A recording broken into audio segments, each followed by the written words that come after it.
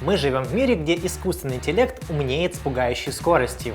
Кроме шуток, Илон Маск, Билл Гейтс, даже Цукерберг – все говорят, что искусственный интеллект до добра не доведет. Конечно, сейчас угроза не так очевидна, но всякие Boston Dynamics и нейросети интригуют и пугают даже сейчас. Интригуют, потому что любопытно, как именно искусственный интеллект всех поработит. Вселенная кинематографа подарила нам разные варианты. Фильмы типа «Матрица» или «Терминатор» смотрел практически каждый. В этой подборке я расскажу о 5 фильмах про искусственный интеллект, которые менее известны, но тоже достойны вашего внимания. Фильмы я расположил в порядке выхода, от новых к старым. И да, не стоит ждать тут космическую Одиссею Кубрика. Такие фильмы не для всех.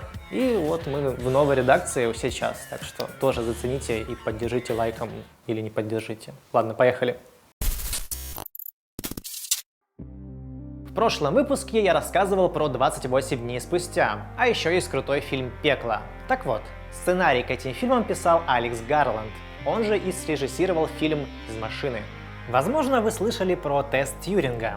Чтобы пройти его, искусственный интеллект должен так ответить на вопросы человека, чтобы тот не распознал в нем машину. Так вот, 1 миллиардер-айтишник нанимает простого айтишника провести этот тест. Бородач вроде как создал искусственный интеллект, но чтобы понять наверняка, Рыжий должен провести неделю, тестируя женщину-робота. История тут действительно интересная, захватывающий сценарий, все персонажи хороши, как и диалоги, в которых вся суть. Актеры тоже не подвели, как и режиссура. Отдельного упоминания заслуживает «Графон», за который в 2015 году ребятам дали Оскар. Фильм можно упрекнуть разве что за минимальную затянутость. Музыка тут крутецкая. Есть рейтинг R и даже неожиданная концовка.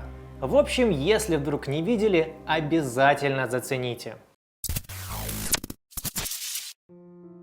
В 2013 году Национальный совет кинокритиков США признал лучшим именно этот фильм. Ну а если даже критики хвалят, значит точно что-то интересное.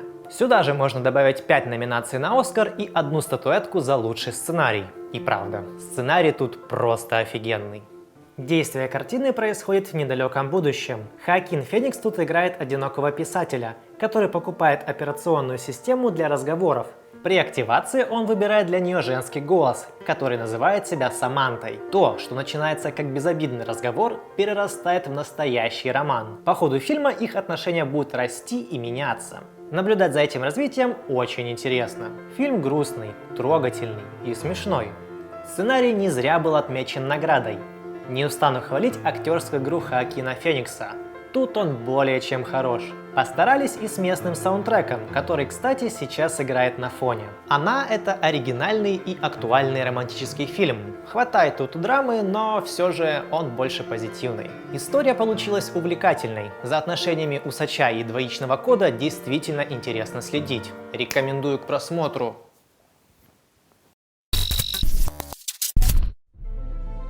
Ну а следующий фильм снял великий Стивен Спилберг, хотя изначально проектом занимался Стэнли Кубрик, но на то время компьютерная графика была такая себе, его все не устраивало и был настоящий производственный ад. В итоге проект заморозили и через какое-то время его переснял полностью Стивен Спилберг. В далеком будущем один ученый решает создать робота-ребенка, способного искренне любить своих родителей. Так появляется Дэвид. Мальчикоподобный робот, запрограммированный на любовь. Так как он прототип, первый в своем роде, за ним надо наблюдать и тестировать. Для этих задач находят семью, в которой и начинает свое развитие этот искусственный разум. История получилась отчасти трогательной и немного грустной. В ней правильные посылы, но, к сожалению, хватает и глупостей. Спилберг из тех режиссеров, которые снимают академично, так что за картинку можно только похвалить. Тут есть интересные планы и визуальные решения. Освещение вообще создает атмосферу фантастической сказки. Отдельной похвалы заслуживает актерская игра исполнителя роли Дэвида, хотя все же не такая крутая, как в «Шестом чувстве».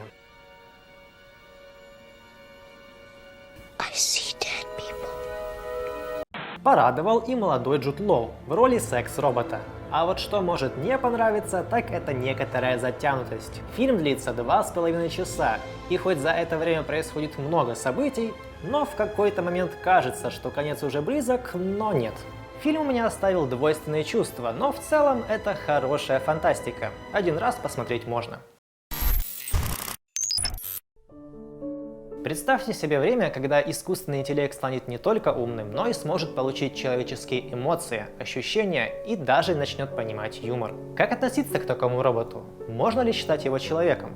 Эндрю был куплен для работы по дому, но практически сразу семья обнаружила в нем творческую жилку. Робот любил мастерить, наслаждался искусством и вообще вел себя совсем не так, как подобает оргтехнике. Семья не сразу восприняла Эндрю адекватно, но впоследствии он стал полноценным ее членом. Только все они старели и умирали, а он оставался таким же, бессмертным слугой. У Криса Коламбуса, известного в 90-е годы прошлого века режиссера, получилось снять интересный фильм по короткому рассказу Азимова. Но критики восприняли его неоднозначно. Основная претензия, с которой можно согласиться, постоянное метание на протяжении фильма между жанрами. Вот мы смотрим научную фантастику, а вот уже детский фильм.